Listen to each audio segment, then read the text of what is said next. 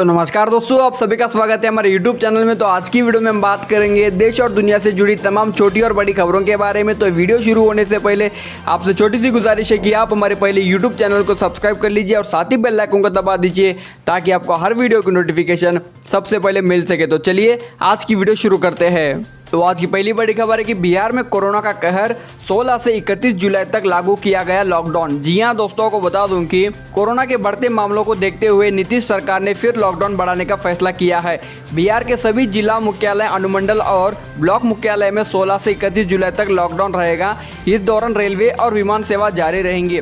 वहीं shopping mall, धार्मिक स्थल, सार्वजनिक परिवहन बंद रहेंगे। इससे पहले पटना में 10 से 16 जुलाई तक के लिए संपूर्ण लॉकडाउन घोषित किया गया था। इधर बताया जा रहा है कि बिहार गृह विभाग के अपर मुख्य सचिव की कोरोना रिपोर्ट पॉजिटिव आई है। वहीं बिहार में कुल मरीजों का आंकड़ा 18,000 के करीब पहुंच गया है। इस वायरस की चपेट में आकर अब तक 160 लोगों की जानें भी जा चुकी है। राहत की बात यह है कि अब तक 12,317 लोग ठीक भी हो चुकी है और बिहार में कुल एक्टिव केसेस की संख्या फिलहाल 5,482 है। और इन्हीं कारणों के चलते अब 16 से 31 जुलाई तक बिहार में संपूर्ण लॉकडाउन रहेगा। और आज की अगली बड़ी खबर है कि इजराइल से एंटी टैंक स्पाइक मिसाइल खरीदेगी सेना, लाइन ऑफ एक्चुअल कंट्रोल में होगी तैनाती। जी हां दोस्तों, आपको बता दूं कि चीन ने जहां एक और पूर्वी लद्दाख क्षेत्र में वास्तविक नियंत्रण रेखा LAC के पास टैंकों सहित अपने कई भारी हथियारों की तैनाती कर रखी है, वहीं अब भारतीय सेना भी सीमा पर अपनी क्षमताओं को मजबूत करने के इरादे से इजराइल से स्पाइक एंटी टैंक गाइडेड मिसाइलों को खरीदने की योजना बना रही है। इजराइल से स्पाइक मिसाइलों के लिए पिछले 1 साल में ये दूसरा ऑर्डर होगा, क्योंकि इनमें से पहले सक्षम मिसाइलों का अनुबंध आपातकालीन शक्तियों के तहत हस्ताक्षरित किया गया था और अब इसे शामिल कर लिया गया है और नॉर्दर्न कमांड में इसकी तैनाती कर दी गई है। और आज की अगली बड़ी खबर है कि न्यू मैक्सिको में अमेरिका वायुसेना का F-16 विमान क्रैश, पायलट ने वक्त रहते किया इजेक्ट। जी हां दोस्तों, आपको बता दूं कि अमेरिकी वायुसेना का F-16 लड़ाकू विमान मंगलवार को न्यू मैक्सिको इलाके में क्रैश कर गया है। इस हादसे में विमान का पायलट बच गया है। पायलट ने सही वक्त पर खुद को विमान से बाहर इजेक्ट कर लिया था। न्यू मैक्सिको के पास होलोमैन एयर फोर्स बेस के पास यह हादसा हुआ है।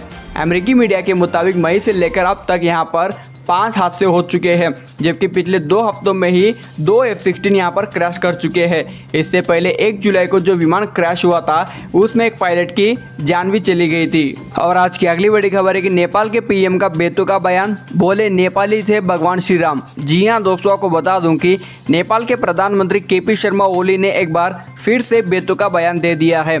इस बार की विवादित बयान में ओली ने भारत पर सांस्कृतिक अतिक्रमण का आरोप लगाया है। प्रधानमंत्री निवास में आयोजित एक कार्यक्रम में ओली ने कहा कि भारत ने नकली अयोध्या को खड़ा कर नेपाल के सांस्कृतिक तथ्यों का अतिक्रमण किया है।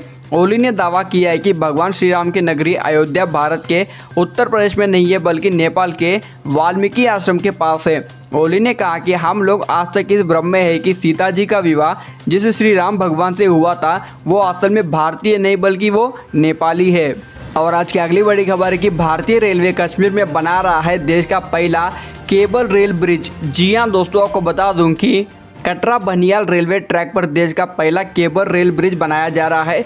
जम्मू कश्मीर में माता वैष्णो देवी के आधार शिविर कटरा और रियासी के बीच अंजी ब्रिज बनाया जा रहा है और इसकी जानकारी खुद रेलवे के मंत्री पीयूष गोयल ने ट्वीट कर वीडियो शेयर की है, जो वीडियो आप आगे भी देख सकते हो। Konkan Railway, on its mission to bring excellence to Indian Railways, is constructing India's first cable-stayed rail bridge, the magnificent Anji Bridge,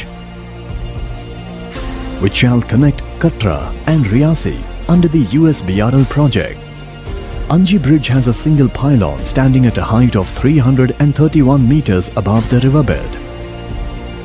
The main bridge having a length of 473.25 meters, ancillary viaduct with a length of 120 meters, the central embankment having a length of 94.25 meters, shall have a support of 96 cables, designed to handle heavy storms or strong winds.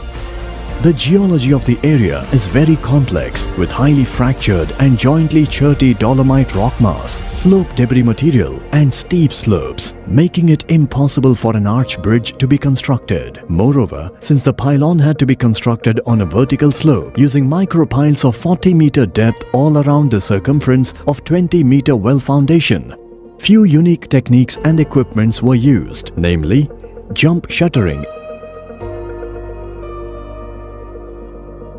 and pump concreting arrangement was used to increase efficiency.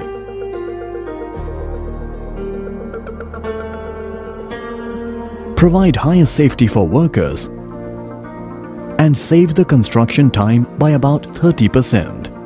Tower crane having a height of 205 meters with highest working range of 40 meters and highest load carrying capacity of 25 metric tons was used to transport construction material.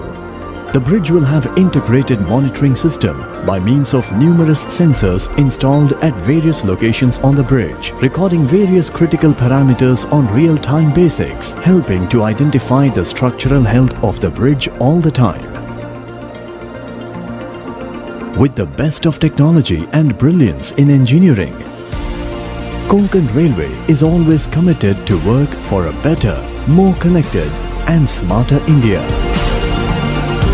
Konkan Railway, we serve. और आज की अगली बड़ी खबर है कि अमेरिकी पायदान पर तेज दौड़ लगा रहे हैं मुकेश अंबानी, बन गए हैं दुनिया के छठे सबसे अमीर इंसान। जी हां दोस्तों, आपको बता दूं कि रिलायंस इंडस्ट्रीज के मुखिया मुकेश अंबानी अमेरिकी शिखर पर जिस तेजी से आगे बढ़ रहे हैं वह चकित करने वाला है।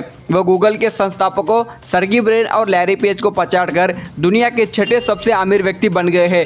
3 दिन के भीतर ही वह दुनिया के 7वें से छठे अमीर इंसान बन गए हैं। ब्लूमबर्ग बिलियनियर इंडेक्स के मुताबिक उनकी कुल संपत्ति $72.4 बिलियन तक पहुंच गई है। सोमवार को रिलायंस के शेयरों में 3% की तेजी देखने को मिली, जिसकी वजह से उनकी संपत्ति में $2.17 बिलियन का इजाफा हुआ और उनकी संपत्ति $72.4 बिलियन हो गई है। और उम्मीद जताई जा रही है कि आने वाले 4 से 5 दिनों में ही वह माइक्रोसॉफ्ट के पूर्व CEO स्टीव बामर को भी पछाड़कर दुनिया के 5वें सबसे रईस इंसान बन सकते हैं। और आज की अगली बड़ी खबर है कि हरियाणा में बनेगा 20,000 करोड़ का आर्थिक कॉरिडोर, नितिन गडकरी ने किया उद्घाटन। जी हां दोस्तों, आपको बता दूं कि केंद्र सरकार ने हाल ही में ही हरियाणा को एक बड़ी सौगात दी है। केंद्र ने हरियाणा में नेशनल हाईवे से जुड़ी लगभग 20,000 करोड़ रुपए की परियोजना को शुरू किया है। केंद्रीय सड़क परिवहन एवं राज्य मार्ग मंत्री नितिन गडकरी ने 14 जुलाई 2020 को वीडियो कॉन्फ्रेंसिंग के जरिए नेशनल हाईवे 8 समेत 11 सड़कों से जुड़ी योजनाओं का उद्घाटन किया है। केंद्र ने इन परियोजनाओं में राज्य में आर्थिक गलियारे के निर्माण की बात कही है। केंद्रीय मंत्री नितिन गडकरी ने वीडियो कॉन्फ्रेंसिंग के जरिए 8 नेशनल हाईवे समेत 11 सड़क परियोजनाओं का उद्घाटन और शिलान्यास किया है। इस दौरान हरियाणा के मुख्यमंत्री मनोहर लाल खट्टर, डिप्टी CM और हरियाणा के कुछ सांसद इस कार्यक्रम में मौजूद थे। और आज की अगली बड़ी खबर है कि भारत में कोरोना वैक्सीन को लेकर आई खुशखबरी। चूहे और खरगोश के बाद अब हो रहा है इंसानों पर ट्रायल। जी हां दोस्तों, आपको बता दूं कि जहां कोरोना वायरस के मामले लगातार बढ़ते जा रहे हैं, वहीं कोरोना वैक्सीन को लेकर बड़ी खुशखबरी मिली है। ICMR के महानिदेशक बलराम भार्गव ने कहा कि 2 भारतीय स्वदेशी एंटीबॉडी तैयार की जा रही है। भारत में 2 कंपनियां अलग अलग साइट्स पर 1,000 लोगों पर वैक्सीन के लिए क्लिनिकल स्टडी कर रही है। वे चूहे और खरगोशों का परीक्षण कर चुकी है। ड्रग कंट्रोलर जनरल को डेटा प्रस्तुत किया गया था, जिसके बाद इन दोनों को इस महीने की शुरुआत में प्रारंभिक चरण के मानव परीक्षण शुरू करने की मंजूरी मिल गई है। पिछले दिनों बताया गया था कि ड्रग कंट्रोलर जनरल DGCI ने दिग्गज फार्मा कंपनी जाइडस कैडिला और भारत बायोटेक इंटरनेशनल लिमिटेड को इसकी अनुमति दे दी है, जिन्होंने कोविड-19 वैक्सीन के लिए मनुष्यों पर क्लिनिकल ट्रायल के लिए ICMR के साथ भागीदारी की थी। और दोस्तों, इसी के चलते आपको बता दूं कि देश में कोरोना वायरस के कुल मामले 9,07,000 के पार चले गए हैं और इनमें से करीबन 5,71,000 लोग ठीक हो चुके हैं और 23,727 लोगों की अब तक जाने जा चुकी है। पूरे विश्व भर में कोरोना वायरस के कुल मामले 1,30,10,000 के पार चले गए हैं और इनमें से करीबन 72,70,000 लोग ठीक भी हो चुके हैं और 5,73,000 लोगों की अब तक जाने जा चुकी है। तो दोस्तों, इसी के चलते आज की तमाम छोटी और बड़ी खबरें यहीं पर समाप्त होती है। वीडियो पसंद आए तो ज़रूर लाइक करें, शेयर करें और ऐसे ही ताज़ा तरीन खबरें देखने के लिए आज़ाद भारत यूट्यूब चैनल को सब्सक्राइब करें। वीडियो देखने के लिए आपका बहुत बहुत धन्यवाद। जय हिंद, वंदे मातरम।